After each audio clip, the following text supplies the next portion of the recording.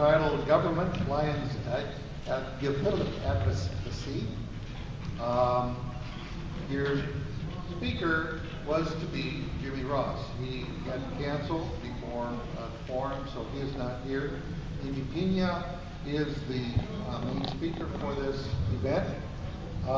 She is our general counsel at Lions Clubs International.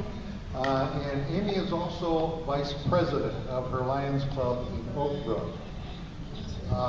We also have at the table from Washington, D.C., Karen Johnson and Steve Carey. Both of these people are charter members of their Lions Club called the Capitol Hill Lions. Before we get started and Amy takes over, I want you to know that the token that you can download everything is on the first chair in the left corner. After this seminar is over, you can go up and take care of that. If you have a cell phone, please shut it off or put it on silent. And during this session, if you have questions, you can ask a question at any time. The way that I would like to have you do this is to raise your hand, and when you are acknowledged by one of the speakers, then stand and speak loud enough to give your question. So, with that being said, I'd like to introduce you to Lion Amy Pina. Thank you. This is, you can hear me on this? Okay. Yeah, okay. I'll speak loudly into the microphone. How's that? So welcome. Thank you so much for coming to this session. We are excited to present this information to you because we really think that the Lions are the ones that are out there making a difference. And so a part of making that difference is being a voice in your community and engaging in government advocacy. So we're joined here today with Steve Carey and Karen Johnson with Potomac Strategic Development, and they are Lions Clubs International's DC team, is what I call them. And so they're in DC on the Hill, making sure that the lawmakers are hearing about Lions and helping us advocate with our lawmakers, and so they understand what the Lions are doing and how they can help us achieve our mission and our goal, and that's to serve the community. So thank you for coming here and joining us and being part of the team. And so we really are lucky to have Steve and Karen with us because they have a wealth of knowledge and they've been really instrumental in helping us kick off our government advocacy push, and especially with the little stickers that you see. It says, I support VOPA. They have a very key, integral role in supporting that. So what we're going to do today is I'm going to take you through the agenda. I'll talk about advocacy versus lobbying. I think that there's some differences that you should be aware of and know that lobbying and advocacy is something that the Lions that we should be doing and we should be engaged in because we need to have a voice in our communities because we're the ones that are serving. And so that goes right into why we would advocate. And then Steve and Karen are going to walk us through the steps to take, how you do that, how you're successful in your communities, and how you talk to your lawmakers. And so we'll get updates about VOPA the Volunteer Organization Protection Act. We'll get updates through that. We'll talk about that as we're talking about government advocacy because it's a big part of what we're doing and what we're currently doing on the Hill. So I want to acknowledge a couple people in the room that are with us today before we get started. First of all, you probably won't want to be acknowledged, but I'm going to anyhow. Pastor National President Al Brandel is joining us, and he's been very... Thank you for joining us. If there's such thing as an expert advocate of Lions, I would say that Past President Al is an expert advocate. He's been really helpful in getting us to have the lawmakers in New York sign on to the Volunteer Organization Protection Act, and he was very instrumental in getting the coin bill passed. So if you don't know it, he's also very engaged with the United Nations. So all of these things are key pieces of being advocates in our community, not only locally but globally. So thank you for being here, and thank you for supporting him. With us, he's probably not going to be happy about me pointing it out either, but I'm going to do it. I have Scott Drumheller, our executive administrator, that's right here. So what you may not know is one of the main drivers and pushers for us to get VOPA started, or get the conversation started, was due to Scott. This is something that we are very passionate about in protecting our organization and making sure that not only are we successful today, but that we're successful in the next century. So Scott has been very key and instrumental in making sure that we get that agenda going through. So thank you for being here as well. So what is an advocacy strategy? So this is really building and understanding and educating your key policymakers on the importance of what the Lions do. You know, we're great leaders in our society, and every day Lions are making the news, and we want to make sure that we're making the news and that we have an elevated reputation in the community of helping people with their sight problems, helping the homeless, helping disaster relief, and all of those areas, but we also need support from the governments in which we work with. And many times, more and more, they're leaning on Lions to fulfill those services, right? So this is a very important part of what Lions do. And so educating the lawmakers about what you do is a very important, specific piece of advocacy strategy. So, you know, Lions clubs and other civic organizations are key to that foundation of governments working with the community. So you're a key part of that process. So just a quick question, other than, you know, President Allen, who I've already acknowledged, have you ever lobbied before? Just a hand. Okay. All right, so keep your hands up. All right, in the pink shirt. Can you tell me what you've done, what your experience was like? We'll give you a microphone. Sorry. Thank you. My name's Chuck Bailey. I used to be in the aerospace industry.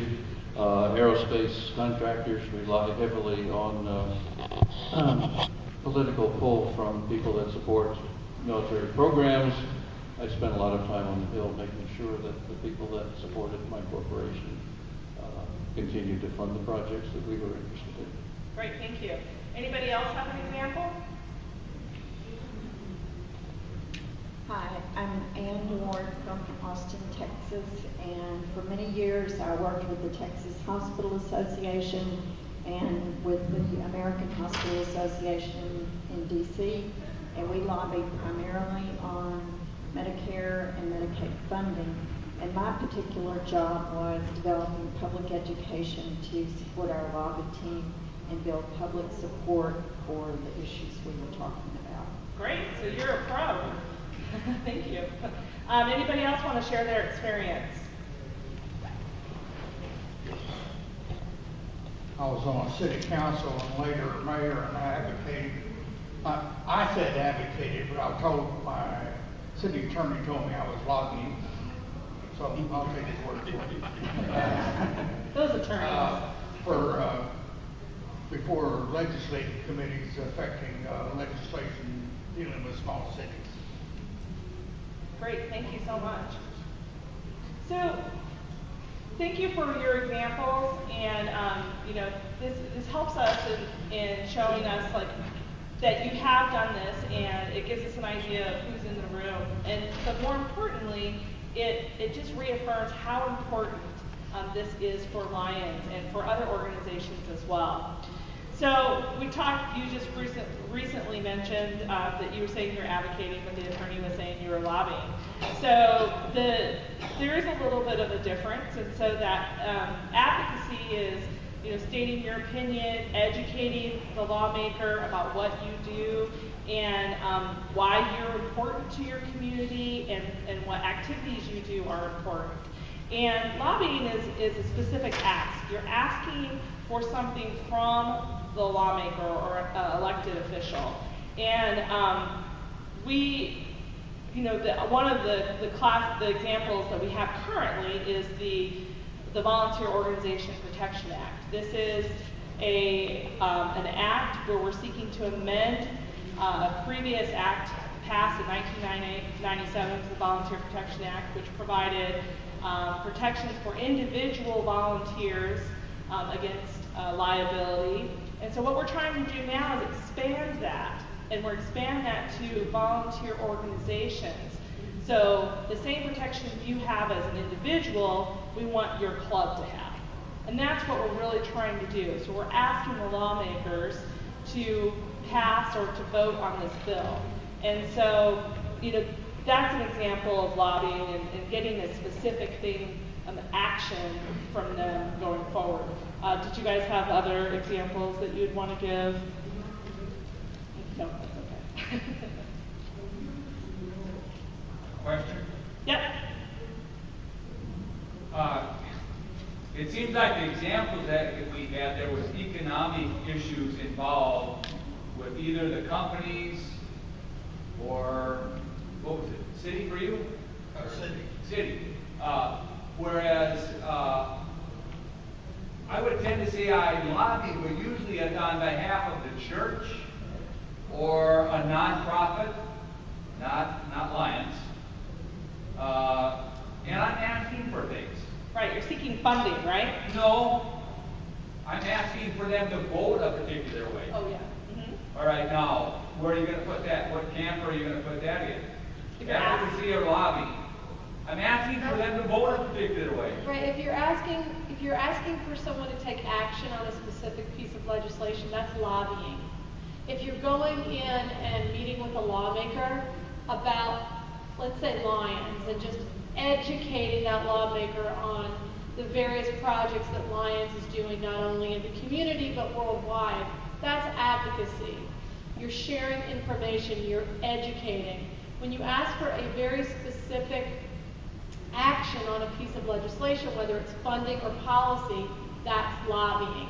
So what you were doing for the other not-for-profit, that's actually lobbying. It had a legislative outcome. Great, thank you. And lobbying is not a dirty word. You hear about it a lot, but it's communicating. Yeah, unless for you're good. with Alec. Right. Well, hey, we're here with you guys. You guys are on the front lines, and you've got a story to tell, and you should be proud of it. And we're trying to change the world, and that's why we're here in D.C. So, no, that's, I think. Yep, question? Well, the existence of this legislative objective at the federal level, and in fact, the existence of the seminar seems to be predicated on the notion, and I mean, this is the question, are Lions clubs and organizations that are nonprofit under attack legally by the profit sector because we are providing opportunities or things for people that private industry would prefer to provide for profit? Is that why we're under attack? And what is the extent of those legal actions that have been taken against Lions clubs for their nonprofit activities? Right, so are you talking about why we're really supporting the Volunteer Organization Protection Act? Yeah. Because of increased litigation is exactly, what's going on with our Lions clubs. And so I can, but I might want to defer it to an expert in the room. Fremont, okay. So what we're going to do is I'm going to have Scott chime in a little bit to kind of give an example how we got to this point. And Scott kind of lived and breathed it for about, 10 years? Right, Yeah. about 7 or 8. Yeah. Good afternoon, everybody. Thanks for coming to our program. This is an exciting topic. The Volunteer Organization Protection Act is a real opportunity for Lions to make a difference, not only for all Lions, but for everyone who volunteers. And, when we talk about service being important as our mission, this is one way we can ensure that service is a part of our world for years to come. The litigations that we have seen over the past several years come in a variety of forms. It could be as simple as somebody tripping and falling at a Lions event. We have some fact scenarios that are much more detailed. We had an Ohio case that involved a plane crash. These are all very interesting fact stories. I could spend a lot of time telling you all the details. But what happens is the Lions would be holding an event. This is what's the same in every one of these cases. Lions are holding an event. They are trying to do things safely. Their event is not any more risky than anything else that anybody else in the world would do, but they're trying to hold an event either for the benefit of the community or to raise money for benefiting the community. And somebody gets hurt. And that's every single one of these litigations involves Lions holding an event and someone getting hurt. And the facts might be different from case to case, but what's important is the law right now protects individuals. Every single member as an individual from liability. But the law stops short, in our opinion. It does not protect the volunteer organizations like a club that are run by volunteers and the clubs that are being sued. And we have insurance, it does respond, but that insurance is paid for out of your dues money. So you're still funding the defense for these litigations and any kind of resolution. So it's very important that we minimize the exposure for volunteers and organizations run by volunteers so that we can keep doing the service work that we do. Now this is, there's a lot more to the law than that, and I don't want to go into all those details. We've got the experts up here, and they'll continue to tell you more about it. But what's important is that we try to limit the number of times or the amount of exposure that our Lions clubs have to litigation. When the Lions are doing nothing wrong, they're being very careful, they're being safe, they're trying to do the best they can, and unfortunately, someone gets hurt. So those cases, all the cases that we're talking about involve that. And what we're seeing is a trend that is happening more and more.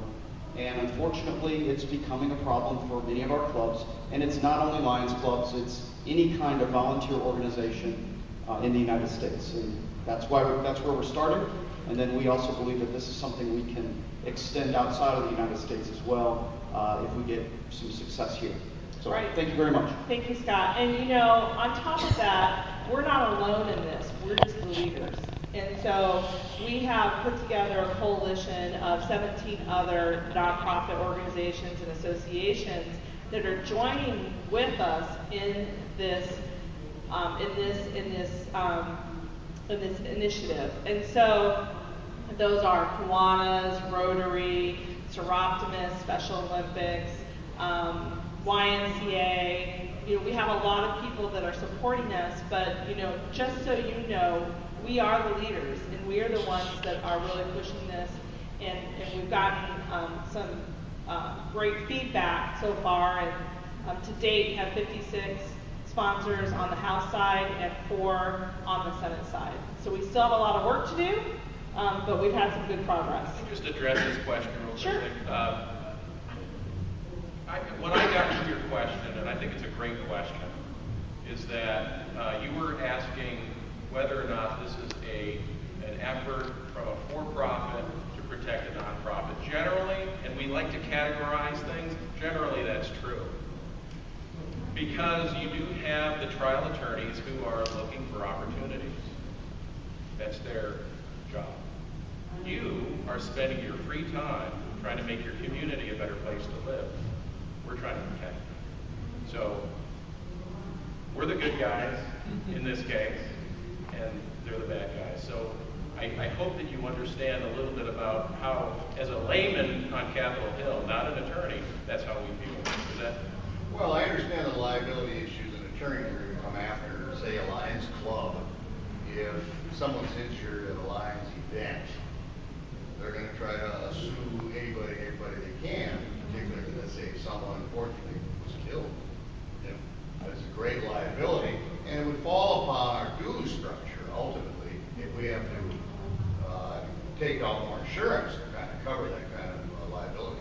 Sure. The concern I have is that when we collect eyeglasses and give them away, that we don't have the new eyeglass industries suing us for providing that activity, or for feeding the hungry, or finding hearing aids for people, that those industries that provide those for profit are not suing us because of our nonprofit activities in those areas. Yeah, I really haven't seen that. That's not something that we're seeing, and we're not seeing that trend either. So, you know, what we've been talking about is really not only making a difference in your community, but raising LCI's profile with the local, state, and federal officials. We've talked a little bit about why we should lobby, and I think we've talked about it in here a little bit, but, you know, this is just something that is part of the Lions DNA. You know, it's part of our purposes. I wrote down, because I'm an attorney, that one of our purposes is to promote the principles of good government, and that's something that we're here to do. It's not new. We've done it in the past. It's part of our history. Through the Lions campaign, we started the National Eye Health Institute. We've been successful in getting funding for Gavi. We've been successful in getting social emotional learning as part of education to support our Lions Quest. And we have partnership with UN. So all of these things have been successful, and that's why it's really important for us to do. So it's really important to speak out, and that's why we're here. And I'm gonna skip to a video that illustrates really, you know, what these guys are doing on the Hill. It's a very technical process, as you'll see. I hope that you can keep track of it. It's very technical. Yeah, you know, this video is very highly specialized. Take out your notepads. Yeah, so take out your notepads. I don't know if you've ever seen this before, but you sure got to climb a lot of steps to get to this Capitol building here in Washington. Well, I wonder who that sad little scrap of paper is. I'm just a bill, yes, I'm only a bill, and I'm sitting here on Capitol Hill. Well, it's a long, long journey to the capital city. It's a long, long week while I'm sitting in committee, but I know I'll be a law someday. At least I hope and pray that I will, but today I am still just a bill. Gee, Bill, you certainly have a lot of patience and courage. Well, I got this far. When I started, I wasn't even a bill. I was just an idea. Some folks back home decided they wanted a law passed, so they called their local congressman, and he said, "You're right, there ought to be a law." And he sat down and wrote me out and introduced me to Congress, and I became a bill. And I'll remain a bill until they decide to make me a law. I'm just a bill, yes, I'm only a bill, and I got as far as Capitol Hill. Well, now I'm stuck in committee, and I sit here and wait while a few key congressmen discuss and debate whether they should let me be a law. I hope and pray that they will, but today I'm still just a bill.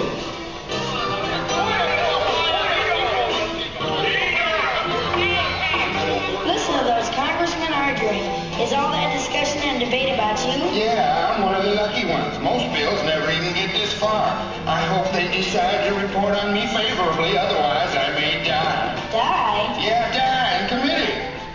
Oh, but it looks like I'm going to live. Now I go to the House of Representatives and they vote on me. If they vote yes, what happens? Then I go to the Senate and the whole thing starts all over again. Oh, no. Oh, yes. I'm just a bill. Yes, I'm only a bill. And if they vote for me on Capitol Hill, well, then I'm off to the White House where I'm waiting online with a lot of other bills for the president to sign. And if he signs me, then I'll be a law. I hope and pray that he will. bills. You mean even if the whole Congress says you should be a law, the president can still say no? Yes, that's called a veto. If the president vetoes me, I have to go back to Congress and they vote on me again, and by that time you're sold. By that time, it's very unlikely that you become a law. It's not easy to become a law, is it? No, but how I hope and pray that I will. But today I am still just a bill. Besides your bill, now you're a law. Oh, yes! All right, listen. Still love it. Actually quite accurate. That's our life. I'm watching you by Schoolhouse Rock.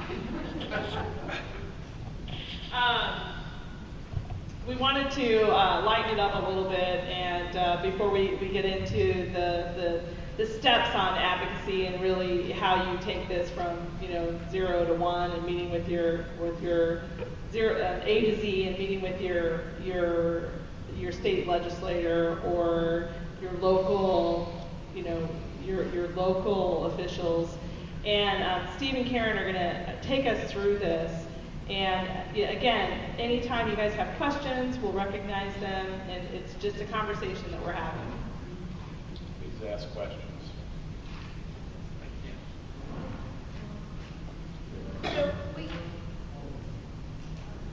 So we have been talking a lot about the Volunteer Organization Protection Act, but there are so many other pieces of legislation that Lions have been involved in and will continue to be involved in. How many of you all participated in the coin bill?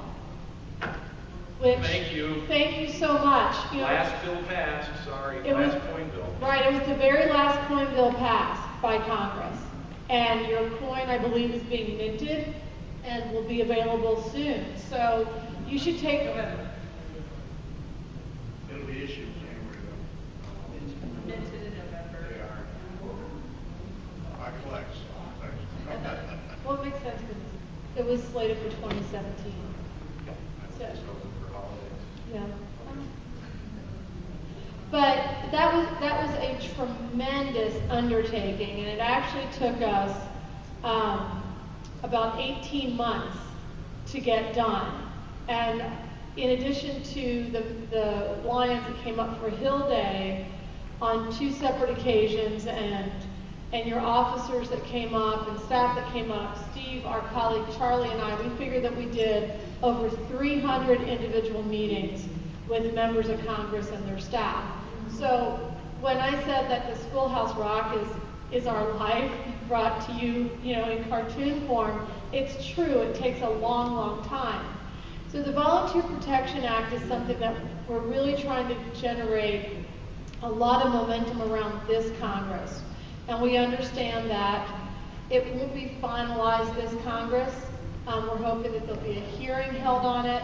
We're still collecting co-sponsors, but we're going to have to start all over again in 2017 when the next Congress comes in. Remember when I made a point when the film was showing? Our bill is in a committee right now. And the good news is the chairman has expressed interest in having a hearing and then actually getting a vote out of committee. Now, there are 3,000 bills introduced in the House every Congress, roughly 3,200, about 1,800 in the Senate. So the fact that we're getting a committee hearing and for consideration in the committee, I think speaks volumes. And it's a testament to the cause, but also your organization. And for those of you who have reached out to your members of Congress, thank you. Chuck, I think you know that better than anybody. It's not just the advocates on Capitol Hill, it's you folks out in the districts. Which committee? It's the judiciary, and the operative member there is Steve Shabbat. From Ohio. Is there a sister committee in the Senate that's also looking at it now? There is a bill, and it's with Mark Kirk. Mark Kirk from Illinois introduced the bill. We're not having as much success on that front. So those of you who were trapped by us this afternoon, you probably heard from us. We need phone calls to the 2 senators. You have a question back there? So there are actually two bills. One is in the House and one is in the Senate. They're not intermingled. They're separate bills, and then we have to. Yeah, please. It's on. Yeah, every measure has to have a House bill and a Senate counterpart. Sometimes bills are initiated on the Senate side and then introduced on the House side as well. Spending bills have to be initiated on the House side and it moves over to the Senate, but in this case they're separate bills but identical. And at the risk of sounding too technical, the beauty of this is that if it passes the House and passes the Senate, there's no real conference that needs to be done between the players on both sides. I would just add that we designed it that way, that both the House and the Senate bill would be identical bills. So we worked very closely with Senator Kirk's office and also with Congressman Shabbat's office to ensure that the bills were identical. So as Steve said, it would be ease of passage once both the House and the Senate passed it. You're saying today that could change. What is the question? Those bills are same today in both chambers, but they could change, couldn't they? Well, it's unlikely that they will. Typically what happens is once a bill is introduced in one Congress, it'll be identical in the next Congress, unless, of course, and this is again getting a little in the weeds, if there was a major holdup in the bill. So let's say that there was a provision in the Volunteer Organization Protection Act that we just couldn't get any Democrats to sign on because of this one provision. Then we would go back to Kirk and Shabbat and we would say, look, we really want to get more D's on this bill. What if we tweak this provision when we reintroduce it in the next Congress? So that's typically what happens. We have a question here. Sir. Waiting for a while. Right. So the information we need to ask our congressmen and senators to come on board and co-sponsor this bill with Shabbat and Mark Kirk. Yes, sir. Is in our correct? Correct. So what I provided in the POCO, sorry, is there's an information sheet, there's a frequently asked questions, and then there's a phone script of what you would say, like a quick phone script of what you would say, and then some sample writing that you were to write in to your congressman. Is there no opposition? This is a bit sensitive, but for the sake of giving you the full picture, the trial attorneys, and they are close to a certain element of the House and Senate side. I'm guessing you can imagine which party that is. Now that said, it's okay. It's just how it is, and we have to work our way through it. We're making progress on the House side. The Senate side's more difficult because if the other side of the aisle wants to make a stink, then we need 60 votes. But we're not there yet, so. Can I just make a point to this? There's always opposition to any bill. Even the coin bill, we had opposition from Tea Party Republicans that thought this was backdoor to an earmark by signing on to a coin bill. So there's always going to be opposition, but that's why you have representation in Capitol Hill. And then there's some conservative. Yeah. Oh, I think here, I got one over here. All right, Carl Nelly from Biloxi, Mississippi. As I understand the legislative process, in the Senate process, is it better for us to get a petition to our congressman and senator, or do we individually go out and ask our members and our constituents individually mail in requests? How do we attack our local congressmen and senators' offices to get the attention we need at the Hill? I'll speak for myself, but I think I can speak for Karen. Having worked on the Hill, it's about volume. So one letter with a bunch of signatures, better than nothing, but we prefer individual letters, individual calls, individual emails, individual knocks on the door of the district offices. It's about hearing as many people from different corners of the district. make sense? Thank you. Yeah, Thank well, you. I knew the answer. I just Oh, you wanted us to verbalize, thank you. Yes. Question here. My name is Charlie Nolan, past district governor, Lions Quest coordinator in Ohio. And my question is that I've recently collected about 3 or 4 pretty potent people in Lions in Ohio to be an executive committee for Lions Quest. I have sent in an email request to both the chairs of the House Education Committee, which is formed of 13 members, and the Senate's Education. And the idea was to go there and present to them what we're doing with Lions Quest, because it's so much in line with what they're trying to do, and they are the key people that drive the Ohio Department of Education. I only have one contact there, and the bigwigs don't want to talk to me at all. But am I on the wrong footage by requesting to go to committee? I'm learning what you're saying. I probably should go to a representative or one of our senators in our area. And should I need to form a bill? Anyway, what direction should I take? And this is in the state of Ohio. Yes. Right. I don't think there's a downside to meeting with the members of the Education Committee in the House and the Senate. And as a matter of fact, Lions worked very hard to get social emotional learning language in the federal education bill, which was just passed. So that's what how we're addressing Lions Quest. So the federal government has already recognized the importance of social emotional learning and programs like Lions Quest. And I can work with you and give you some talking points that you can use with your Ohio House and Senate members. But I often find that by working with individuals like your Ohio House and Senate members, they're going to have contacts with the Department of Education in the school districts, and they can start talking about Lions Quest and the importance. They can also help you identify funding for it. Is that your primary objective? Well, to try to find funds for the program? They have the Ohio education system is very complex through the public schools. Yeah.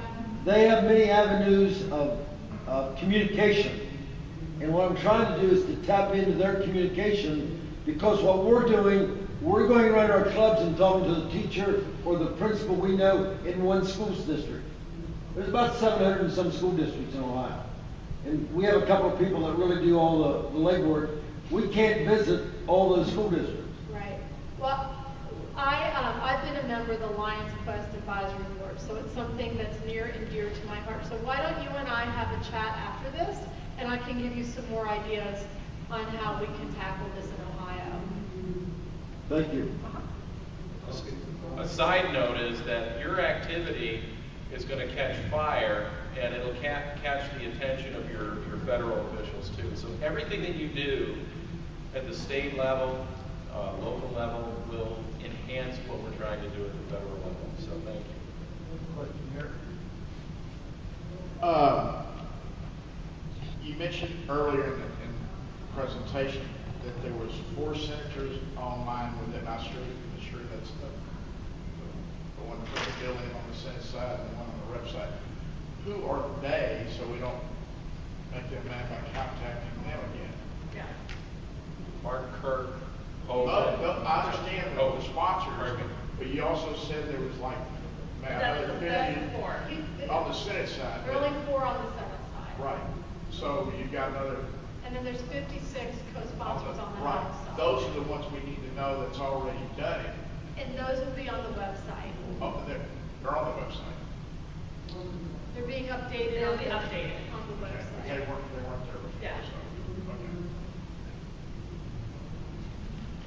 All right. I'd just like to hear more about the act itself.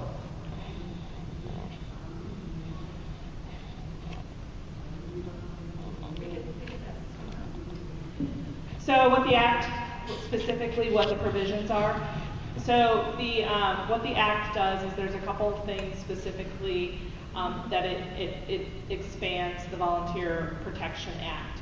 And there's 3 levels of organizations that it would expand the immunity that is available to individuals under the Volunteer Protection Act to volunteer organizations. So volunteer organizations that are comprised of all volunteer individuals. That's one set. Parent or national organizations that have volunteers that maybe chapters like Lions, that those chapters are doing something that is not explicitly the language, I don't have it in front of me, but it's that, you know, they're doing things on their own. It wasn't explicitly, it's not permitted, but expressly directed. The clubs weren't expressly directed to it. So like, you know, like what you're doing, the clubs are doing their own things. You don't get permission from us to do that. So if you're doing those things, then the liability immunity would flow through to the national office. And then the third set of organizations that would be protected under this is small nonprofit organizations that may have employees, but that are really small and have limited income. And the numbers specifically are in the bill itself, like of how those are defined. In addition, so you know Lions Clubs often take on responsibilities that the government is engaging in, correct? So if a nonprofit organization is taking on a responsibility that normally a government entity would be engaging in, and they have government immunity, that government immunity, the same one, would flow through to the nonprofit organization as well. So those are the main key parts of the Volunteer Organization Protection Act. It just, in our opinion, fills the hole from the Volunteer Protection Act to protecting volunteer organizations so that they can continue. So did you, another question over there? I don't think I need to use the microphone. One of the concerns that I have is unincorporated versus incorporated Lions Clubs. My understanding is that it's not a requirement that the club be incorporated. And I wanted to find out how the volunteer or the VOCA would actually affect an unincorporated versus an incorporated club, and how that would be handled. It makes no distinction. So we do know it makes no distinction between an incorporated or unincorporated, but what it does for those unincorporated clubs that don't have that, maybe that layer of protection that an incorporated club does, it gives them a little bit more protection. Now, that doesn't mean that we're saying don't go and incorporate, even if the act is passed. We still think that it's a good idea for clubs to incorporate, but the act itself does not make a distinction between the two.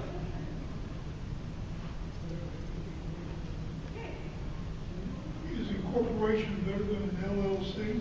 It's the same thing, that's just a type of incorporation. The question was, is incorporation different than an LLC? I'm just talking generally incorporation. I don't want to get specific. LLC. I know, it's a tax issue. Yeah. You know, just to give you an idea, though, that what we're talking about, it's in the context of VOPA, but this template, if you will, whether it's the coin bill or VOPA, should also serve us in the future, whether we're advocating for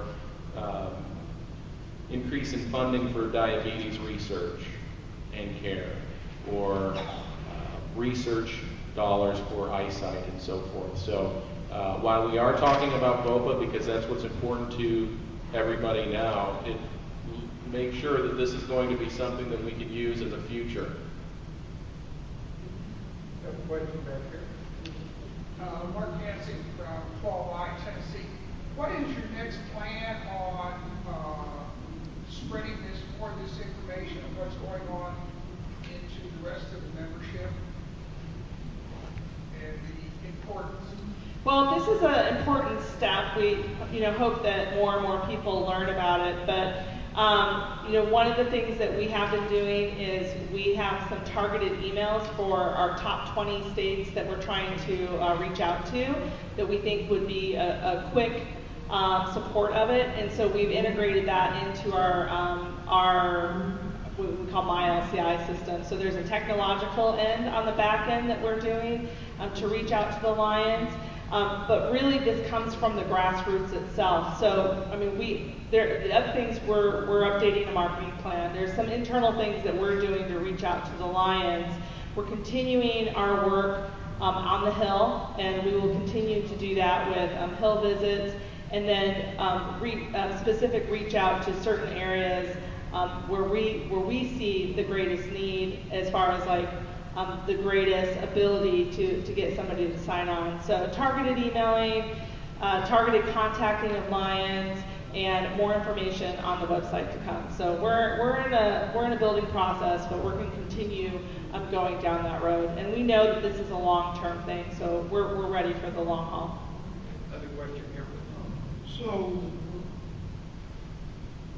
Kiwanis, the PTSA, the various other volunteer organizations, should we try to get them locally involved in this letter writing campaign? Yeah, so I left out our coalition partners as well. They are also engaging their base. And so they have also sent letters in at our request to the members of the committee to ask for a hearing. And so they're engaged as well, and we continue to have them do that. If you have local Kiwanis or local Rotaries that you're friends with, definitely reach out and tell them if it hasn't gotten trickled down to their local area, they should know as well. And most of us are multiple members of. Yeah. So phone calls, emails, letter writing campaigns, petitions, those are all great ideas. But there's no substitution for one-on-one contact. And while we can do it on Capitol Hill, as I mentioned when we were working on the coin bill, we did over 300 meetings with members and staff. But you all are the constituents of members who, guess what, are going to be spending a lot of time in their districts and in their states between now and Election Day. They're going to be holding town halls, they're going to be going to parades, they're going to be holding extended district office hours. And one of the things that we wanted to talk to you all today about was getting a meeting with those members and those senators and their staff, and how to conduct the meeting, and bringing the Kiwanis and Rotary with you. Showing that there's a groundswell of support in their district and in your state for not only the Volunteer Protection Act, but really a number of things that Lions are working on, like money for vaccinations, which we do with Gavi. That's another example of things that we're advocating for. So with that, Steve and I would just like to take you very quickly through the process of meeting with a member of Congress or his or her staff. I'll let you do the technical stuff, but I just want to put meetings in perspective. Meeting with a lawmaker, sometimes it's heady and so forth. I've got a 16-year-old daughter, and when she was 3, I would read to her every night, nursery rhymes. And after one night, she looked at me and said, "Daddy, does every fairy tale start with once upon a time?" And my answer was no. Sometimes they start with, "If you vote for me, I promise." He's here all week, try to hear. Boom. But keep in mind, these are human beings, and the importance of what Karen said, it's got to be, if we could leave anything with you, it's this. We can do only so much. And Al, I know you heard that 3 times, and I'm sorry. We can only do so much, but if they hear from you at the parades, at the rallies, at the town hall meetings, that will do a lot more than we ever can. So just keep that in mind, please. So let's just quickly walk through all the technical aspects of meeting with a member or meeting with the staff. So the first thing is identifying what you want to talk to that individual about, right? So if you're going in with Kiwanis and Rotary, and the issue is to talk about the Volunteer Protection Act, then we've got it. If it's to talk about Lions, then figure out what you want to talk about. Is it money for vaccinations? Is it the Volunteer Protection Act? Is it really just to educate that member or advocate on behalf of Lions and what you're doing at the local level, making that individual aware of everything that Lions does? I have a favorite story of when I first started working with Lions several years ago, and Sid Scruggs was your international president at the time. And we were taking him all around Capitol Hill. And is there anybody here from Pennsylvania? Any Pennsylvania members? Well, Marino had just been elected to the House, and he's a member of Lions Club. So we thought, slam dunk, this is going to be great.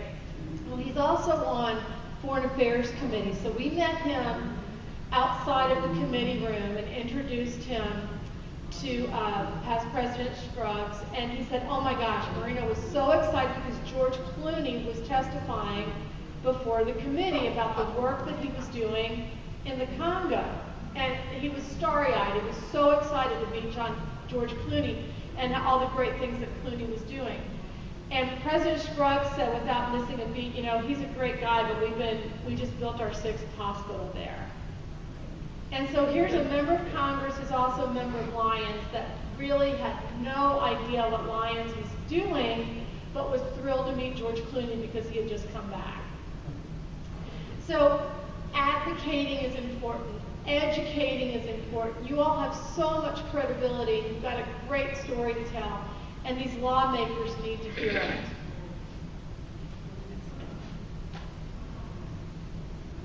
So when we identify the problem, let's use the Volunteer Organization Protection Act as an example because it's an easy thing to work with since we're all more familiar with it this afternoon.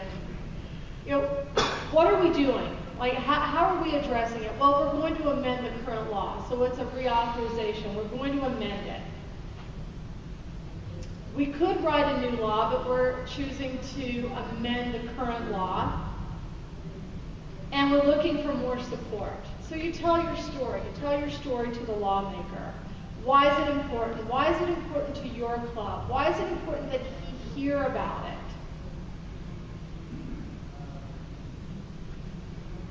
Now, the most important thing about going into this meeting is really preparing your message.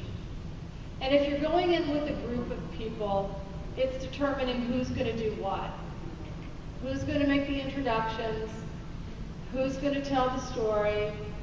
Who's going to make the ask? And who's going to do the follow-through? We've done an awful lot of meetings with groups of people. And I'm sure you all have as well. And there's nothing worse than a whole group of people going into one meeting and we forget to make the ask because we weren't prepared. Does anybody have an example of a meeting that's gone wrong or a meeting that's gone right?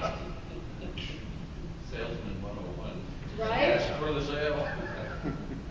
Well, I know there have been times when we've taken groups, and Steve, our colleague Charlie, and I do this on Capitol Hill weekly, where we'll take groups in to meet with a member or meet with a staff, a member of his staff, and the meeting's so exciting and the meeting's going so well that we almost forget to do the ask. Until you get a yes or until you get an answer, you don't leave the meeting, right? Isn't that the rule in sales? So you're selling an idea, you're asking for an answer.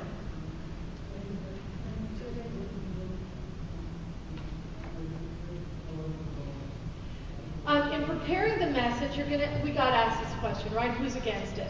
Who are your allies and who are your enemies? Be prepared with the answer.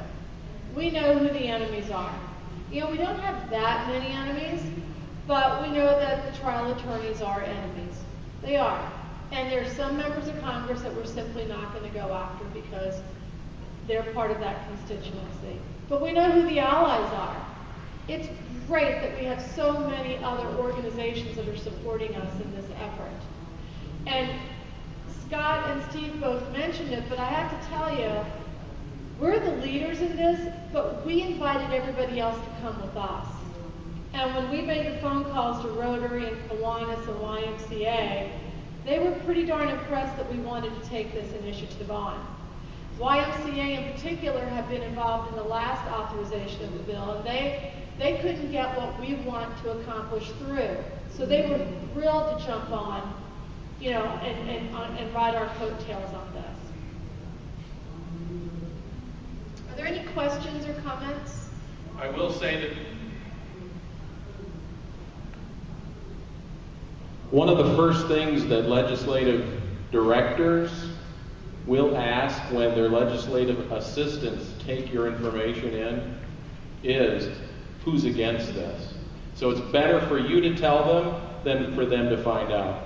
You want to be an honest broker, you want to be their friend, you want to be the advocate, you want to tell them the complete truth.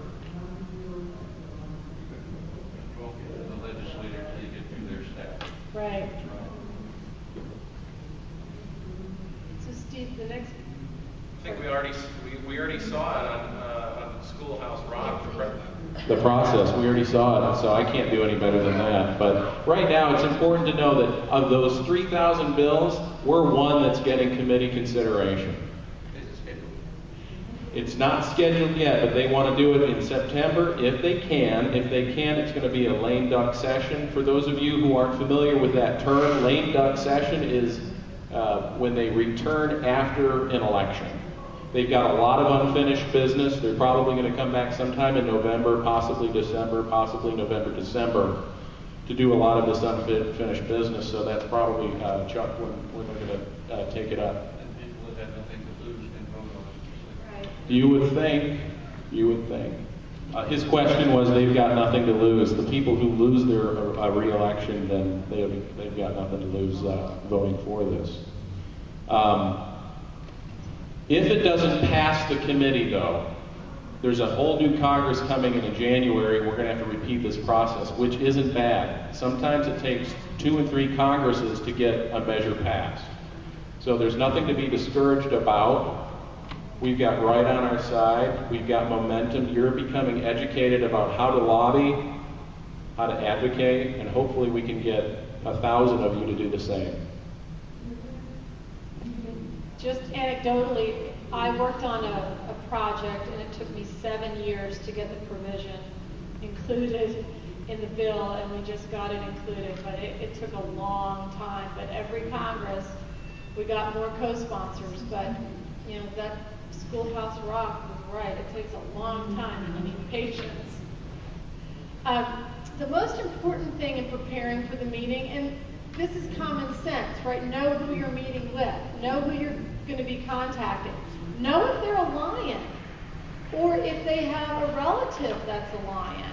You know, Al, when we went to the Hill together, that's the first question you asked, right? And how many staff members that we met with would say, oh, my dad's a lion, or my grandfather was a lion. You have an immediate connection with them. Or they would say, I got a scholarship through Lions. I'm an Eagle Scout, and Lions supported our scouts. There's always a connection. So do your research and ask the questions. Yes, sir. It would be also the same, are you a Rotarian or Hawaiian or correct, or you know, or somewhere there, because they're the same. Well, correct.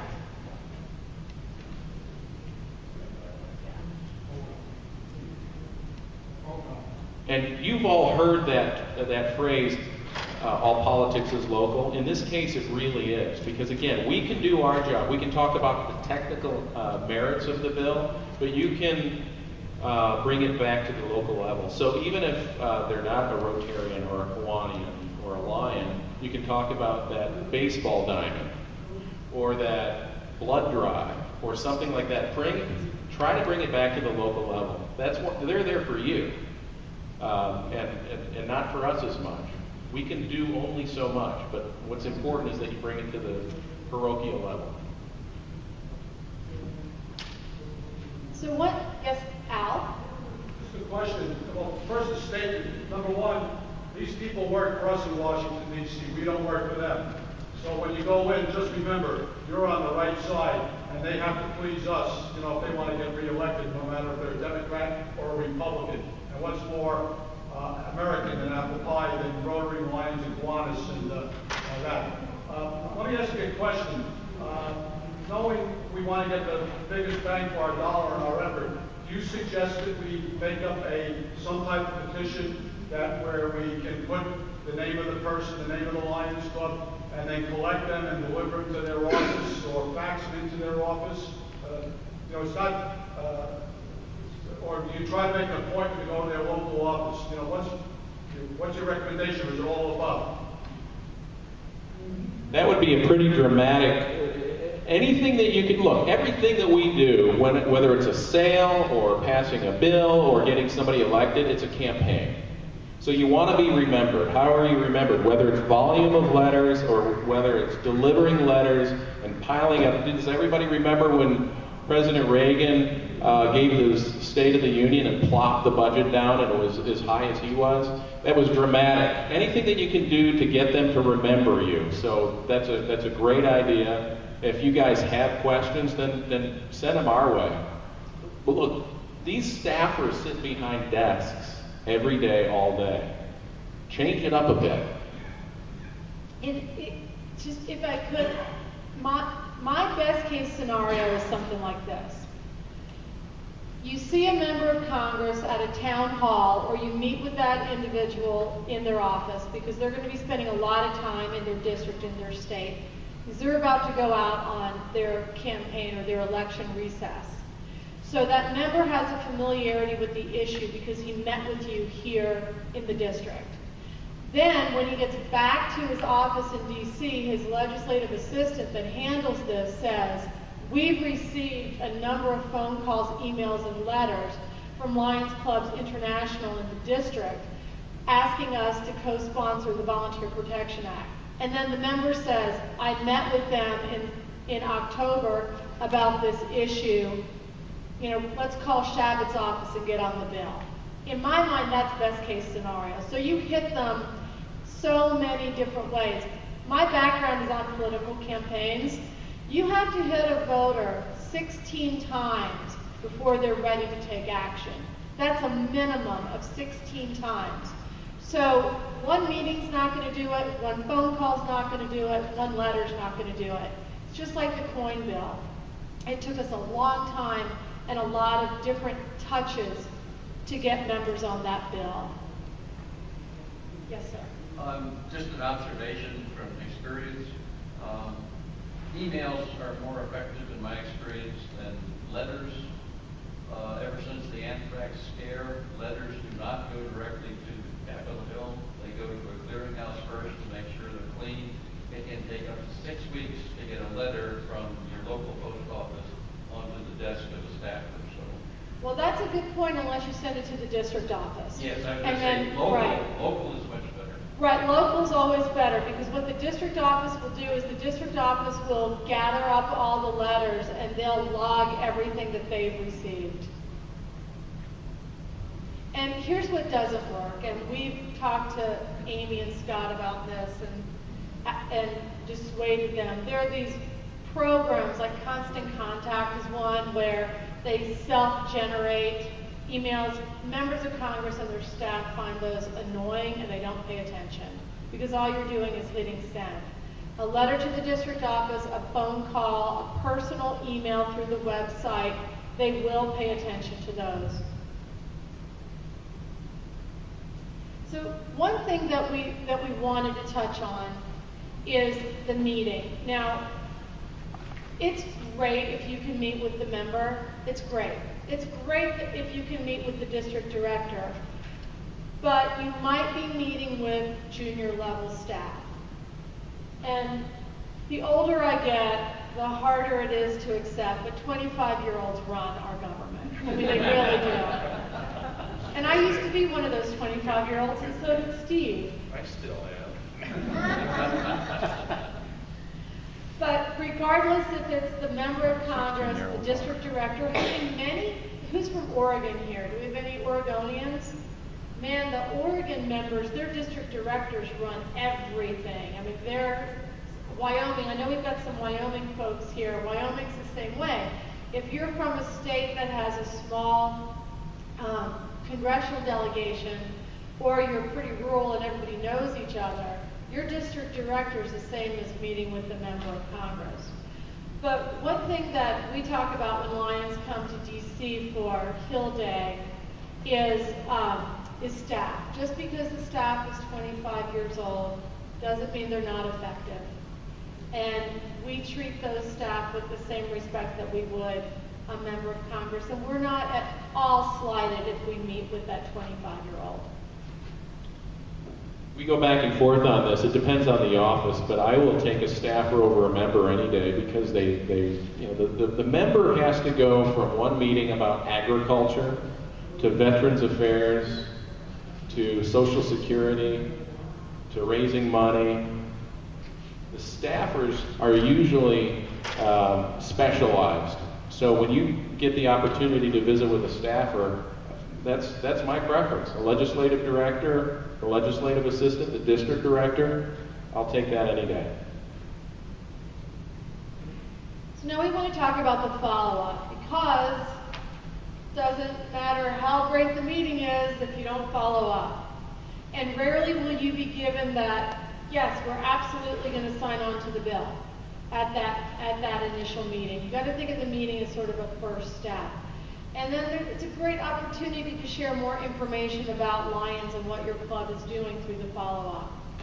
And this is something that we've been talking about with Lions for a number of years, and that is inviting that member of Congress or staff to your next meeting and have them either attend as a guest or ask them to speak.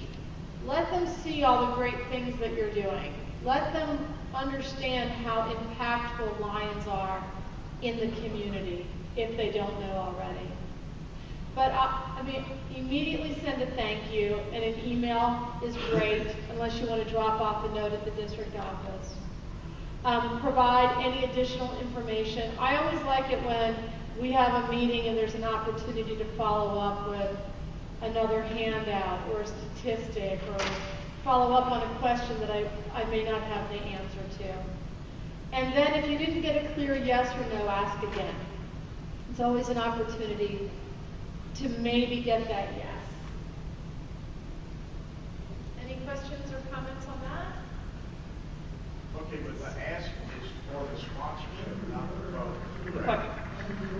The question was to ask for the sponsorship, not At the this vote. stage, it's for sponsorship. Right.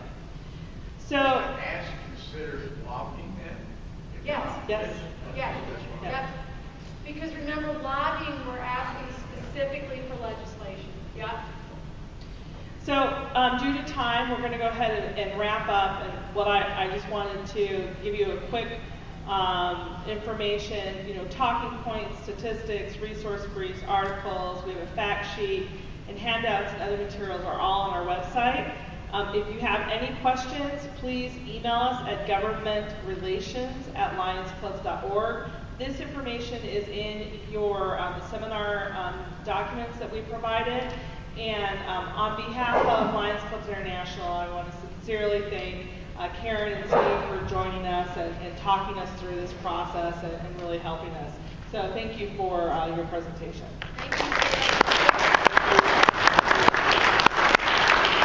Before you leave, I have the POCM up here. You can download all the information, and if Oh, you just dropped one.